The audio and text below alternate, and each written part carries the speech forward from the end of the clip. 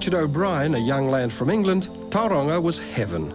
The beach at Mount Maunganui was his playground, and school came a poor second to the sun and surf. Well, there it is behind me, Mount Maunganui, the Mount. It's a memorable landmark, and it was part of my life, and whenever I was away from it, I always desperately missed it. I feel like it's kind of mine in a way. I don't know whether other people in town feel that way, but I feel like it's my birthright somehow or other, even though I wasn't born here.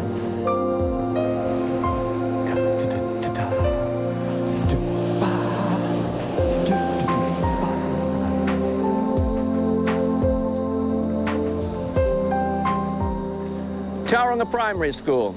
Lots and lots of very happy memories here. I was here from the age of 11 through to 13, pubescent.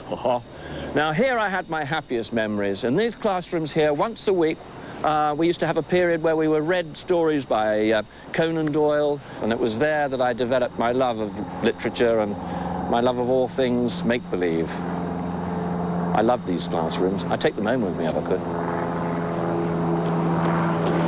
Well, the only happy memories I have of this school is the food fights that used to take place on this very lawn. A sandwich would go, innocently enough, one direction, and 15 would come the other way. It was fabulous. Pergo et perego was the school motto, which means onward and outward. And at 15 and a half, I did exactly that.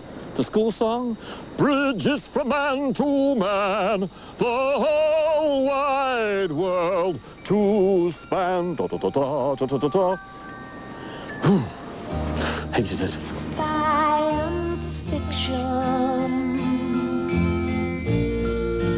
Double. At 16, the boy who would be shaven-headed headed back to Hamilton to become a hairdresser.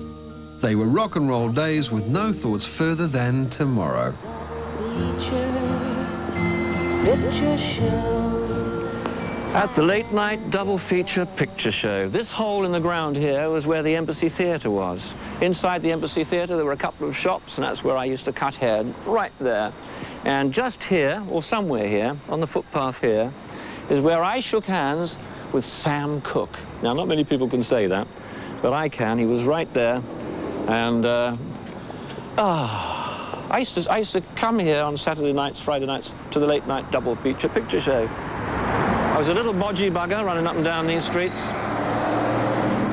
The thing was, I ran with a bodgy crowd for about a couple of years, but by the time like 61 came around, they'd all gone down to Invercargill, to Majesty's pleasure. And so I moved on to a new crowd, and I started going surfing and met some more upmarket people. Another Tauranga boy who dropped out of school and went to Hamilton was Brian Jamieson. Once a bodgy, now a vice president of Time Warner in LA. He remembers how they were regarded. It was always like, you know, about time you two fools grew up, you know, because we were into rock and roll. I remember I'd go around to Richard's house on a Saturday morning. I'd just got the new Elvis record, you know, all shook up, and we just played the hell out of it on his mum's stereo. In the end, she came storming into the room. She said, and he used to call me Jack, and it was, Jack, if you don't take that off there, I will smash the damn thing over your head if I hear that one more time. But I guess because we had no plan or direction, it's like most young guys were going into apprenticeships to become motor mechanics or into the post office. We didn't know where the hell we were, and really didn't give a damn, I think, about the next day. We kind of were living for the day. So most people just thought, as I say, just a couple of losers that were going nowhere. After 4.5 years of running loose in Hamilton, Richard O'Brien realised hairdressing was not forever. A career in entertainment beckoned, and the swinging 60s were tempting.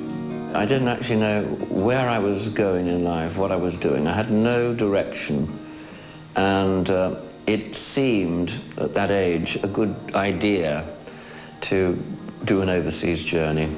At 21, the bodgy hairdresser headed back to the London he'd left aged 6. Now all Kiwi, he worked as a stuntman, actor and songwriter. Eventually, the chance to write a low-budget musical came up. A chance to incorporate all those images of a misspent youth in New Zealand. They came from Denton High, is what I called it. So I thought there was a little kind of pun on the drug culture as well as coming from Denton High School. And, you know, That's the kind of person I am. And witty. And I started scribbling away. I had a few songs in the drawer, and I didn't actually write it in any kind of chronological through-line way. I'd put it together again like a jigsaw puzzle. And within 6 months of me sitting down and saying I'm going to write this musical, it had been written and was on. It kind of was as simple as that. Hello. Hi, my name's Brad Majors. The musical's title was The Rocky Horror Show. It was new, fun, but never meant to last. I thought it would run for 5 weeks, and at the end of the 5 weeks, anybody who liked that kind of entertainment would have seen it, and those that might have liked it and hadn't seen it would have missed it. And we'd be, like most fringe theatre events, we'd be looking for work again.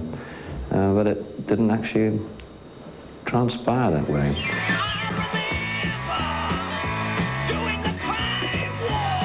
Richard himself became Riff Raff, the mad manservant from another planet. The Rocky Horror Show was a sensation. There hasn't been a week since its 1973 debut that it hasn't played somewhere in the world. 2 years after the stage show came the Hollywood version, which would not only bring fame to O'Brien, but launch the careers of stars Tim Curry and Susan Sarandon. It's just a jump to the left.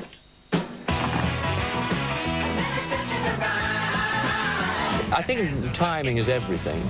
It was exactly at the right time. The stage show was fab reviews, but the word of mouth was fantastic. London needed it, and the show needed London at that particular time.